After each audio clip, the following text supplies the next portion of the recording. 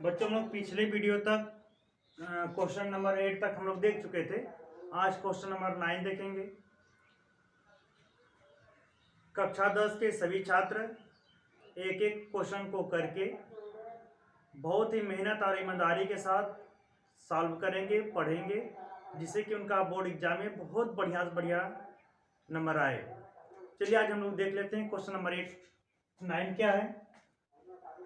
ऊष्माक्षेपी एवं ऊष्माशोषी अभिक्रिया का क्या अर्थ है, उदाहरण दीजिए। तो बच्चों मैंने आपको बता दिया था कि ऊष्माक्षेपी अभिक्रिया क्या है और ऊष्माशोषी अभिक्रिया क्या है। ऊष्माक्षेपी अभिक्रिया एक्सोथर्मिक रिएक्शन, ऊष्माशोषी अभिक्रिया एंडोथर्मिक रिएक्शन। देखिए ऊष्माक्षेपी अभिक्रिया क्या होता है बच्चों, ऐसी अभिक्रिया जिसे पूर्ण होने के लिए, देखिए ऊष्माक्षेपी अभिक्रिया क्या होता है, ऐसी अभिक्रिया जिसकी पूर्ण होने पर क्या निष्कासन होता है, ऊर्जा का निष्कासन होता है, ये हमें ऊर्जा देता है। तो ऐसी क्रिया जो है ऊष्माक्षेपी अभिक्रिया कहलाती है। जैसे जब हम कार्बन को जलाते हैं तो उस समय क्या मिलता है, ऊष्मा मिलता है। जब हम कार्बन को जलाएंगे तो उसमें समय क्या मिलेगा, ऊष्मा मिलेगा। तो इसके लिए रिएक्शन बच्चों, कार्बन जलेगा किसके साथ, ऑक्सीजन के साथ। कोई भी चीज किसके साथ जलाया जाता है, ऑक्सीजन के साथ जलाया जाता है। C+O2 एरो CO2 और प्लस आपका क्या बन जाएगा, ऊष्मा आपको मिलेगा। तो carbon burn with air of O2 two forms carbon dioxide and release heat energy. तो बच्चों ऊष्माक्षेपी अभिक्रिया क्या होता है, वह अभिक्रिया जिसमें उत्पादों के बनाने पर ऊष्मा मुक्त होती है। जो उत्पाद बनते हैं उसको बनाने पर क्या होती है, ऊष्मा मुक्त होती है, ऊष्मा का निष्कासन होता है। वो अभिक्रिया जो है ऊष्माक्षेपी अभिक्रिया कहलाती है। ऐसी अभिक्रिया क्या कहलाएगी, ऊष्माक्षेपी अभिक्रिया कहलाएगी। बच्चों जैसे एग्जांपल मैंने बता दिया, कार्बन को जब हम लोग जलाएंगे तो वो कार्बन डाइऑक्साइड और आपको ऊष्मा देगी। अब बच्चों इसके बाद आता है ऊष्माशोषी अभिक्रिया। ऊष्माशोषी अभिक्रिया जिस अभिक्रिया को पूर्ण करने के लिए ऊष्मा की आवश्यकता होती है, ऊष्मा का शोषण किया जाता है, शोषित किया जाता है, ऐसी अभिक्रिया जो है कैसी अभिक्रिया कहलाएगी बच्चों, ऊष्माशोषी अभिक्रिया। जिससे वह अभिक्रिया जिसे पूर्ण करने के लिए ऊष्मा की आवश्यकता हो, ऐसी अभिक्रिया ऊष्माशोषी अभिक्रिया कहलाएगी। जैसे फोटोसिंथेसिस, प्रकाश संश्लेषण। प्रकाश संश्लेषण करने के लिए बच्चों ऊष्मा की आवश्यकता पड़ती है। आपको पता है प्रकाश संश्लेषण की परिभाषा कि हरे पेड़ पौधे सूर्य के प्रकाश तथा क्लोरोफिल की उपस्थिति में, तो देखिए हरे पेड़ पौधे किसकी उपस्थिति में, सूर्य के प्रकाश की उपस्थिति में, तो ऊष्मा मिल रही ना इसको। तो फोटोसिंथेसिस क्रिया करने के लिए, प्रकाश संश्लेषण क्रिया करने के लिए ऊष्मा की आवश्यकता पड़ती है। इसलिए प्रकाश संश्लेषण अभिक्रिया जो है ऊष्माशोषी अभिक्रिया का एक उदाहरण बन सकता है।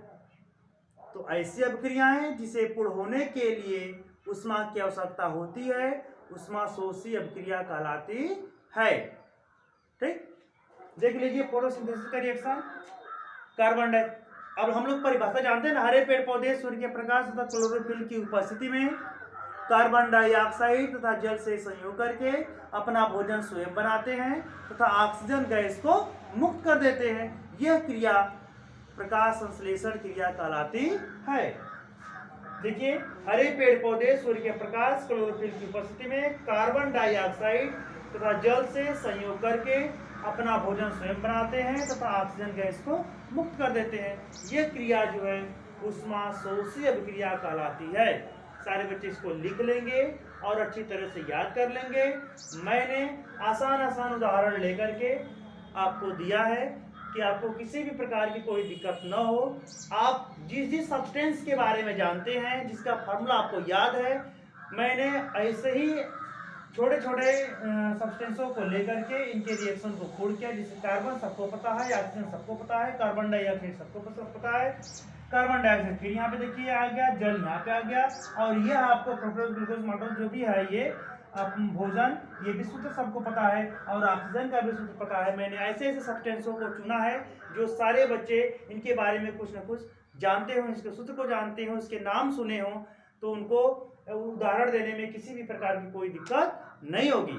तो इस तरह से बच्चों ऊष्माक्षेपीय अभिक्रिया क्या है, ऊष्माशोषी अभिक्रिया क्या है, दोनों के बारे में मैंने आपको अच्छी तरह से बता दिया। अब नेक्स्ट क्वेश्चन हम लोग देखेंगे, क्वेश्चन नंबर 10। देखिए क्या दिया है, श्वसन को ऊष्माक्षेपीय अभिक्रिया क्यों कहते हैं, वर्णन कीजिए। क्या है क्वेश्चन 10, श्वसन को ऊष्माक्षेपीय अभिक्रिया क्यों कहते हैं, वर्णन कीजिए। बच्चों देखिए, जो रिस्पिरेशन रिएक्शन है उसे ऊष्माक्षेपीय अभिक्रिया क्यों कहते हैं। देखिए, श्वसन को ऊष्माक्षेपीय अभिक्रिया क्यों कहते हैं, ये हमें वर्णन करना है। तो बच्चों इसका आंसर क्या है, पाचन क्रिया के समय भोजन हमारे शरीर में उपस्थित ऑक्सीजन के साथ मिलकर ऊर्जा मुक्त करती है, हमारे शरीर की कोशिकाओं को ऊर्जा मिलती है, अतः श्वसन एक ऊष्माक्षेपीय अभिक्रिया है। देखिए, जब भोजन पचता है उस समय हमारे भोजन को हमारे शरीर में उपस्थित ऑक्सीजन मिलती है, जिसके साथ ये मिल करके ऊर्जा का निष्कासन करते हैं, ऊर्जा को मुक्त करते हैं, और इस तरह हमारे शरीर की कोशिकाओं को ऊर्जा मिलती है। अतः रिस्पिरेशन क्रिया होने से क्या उत्पन्न हुआ, ऊर्जा उत्पन्न हुआ, अतः इस क्रिया को ऊष्माक्षेपीय अभिक्रिया कहते हैं। देखिए, हम लोग काम करते करते जब थक जाते हैं तो हमारी एनर्जी, ऊर्जा क्या होती है, लॉस हो जाती है। तब इसी ऊर्जा को बरकरार रखने के लिए हम लोग भोजन करते हैं। अब देखिए, और हमें जीवित रहने के लिए भी हमें श्वसन क्रिया करनी पड़ती है। तो श्वसन क्रिया करने का मेन तात्पर्य क्या है कि ऑक्सीजन गैस को ऑब्जर्व करना, एक्सेप्ट करना। अब यह ऑक्सीजन गैस जो है हमारे भोजन के साथ मिलकर के हमें ऊर्जा देता है। क्या देता है, ऊर्जा देता है। इसलिए इस क्रिया को ऊष्माक्षेपीय अभिक्रिया कहते हैं। देखिए, भोजन पचने के लिए बच्चों हमें किसकी आवश्यकता होती है, ऑक्सीजन की आवश्यकता होती है। पाचन क्रिया के समय भोजन हमारे शरीर में उपस्थित ऑक्सीजन के साथ मिलकर ऊर्जा मुक्त करती है, हमारे शरीर की कोशिकाओं को ऊर्जा मिलती है। जो ये ऊर्जा मुक्त करती है वही ऊर्जा हमारे शरीर की कोशिकाओं को मिलती है। अतः श्वसन एक ऊष्माक्षेपीय अभिक्रिया है। देख लीजिए, श्वसन ठीक फोटोसिंथेसिस का उल्टा रिएक्शन होता है।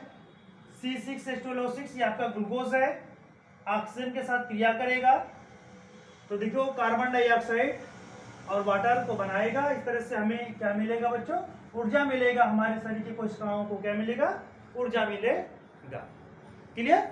अब क्वेश्चन नंबर 11 से हम लोग अब अपने अगले वीडियो में देखेंगे।